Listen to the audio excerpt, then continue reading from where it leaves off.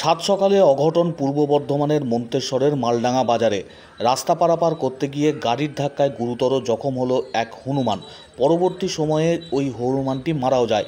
আর একে ঘিরেই চাঞ্চল্য ছড়ায় বাজার এলাকায়। স্থানীয় ব্যবসায়ী সহ এলাকার মানুষজন তারা উদ্যোগী হয়েছেন সৎ কার্যের জন্য। নিজেরাই উদ্যোগী হয়ে চাঁদা তুলে সেই হনুমানটিকে সৎকার্য করার উদ্যোগ গ্রহণ করা হয়েছে ইতিমধ্যেই। আকস্মিক এই ঘটনায় চাঞ্চল্য মন্তেশ্বরের মালডাঙ্গা বাজার এলাকায়। রাস্তা পারাপার করতে গিয়ে এই বিপত্তিকর পরিস্থিতি তৈরি হয় বলে জানা গেছে।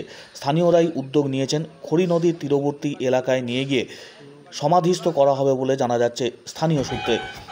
রাস্তা পারাপার করতে গিয়ে গাড়ির ধাক্কায় মারা গেল এক হনুমান। সকালবেলা এই ঘটনাকে ঘিরে চাঞ্চল্য ছড়ায় মন্তেশ্বরের মালডাঙ্গা বাজার এলাকায়। স্থানীয়রা উদ্যোগী হয়ে সৎকার্যের জন্য এগিয়ে এসছেন।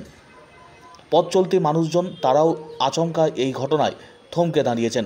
মালডাঙ্গা বাজার এলাকায় সকলকে নিয়ে সৎকার্যের জন্য উদ্যোগ গ্রহণ করা হয়েছে বলে জানিয়েছেন বিজেপি নেতা ঝুলন হাজরা।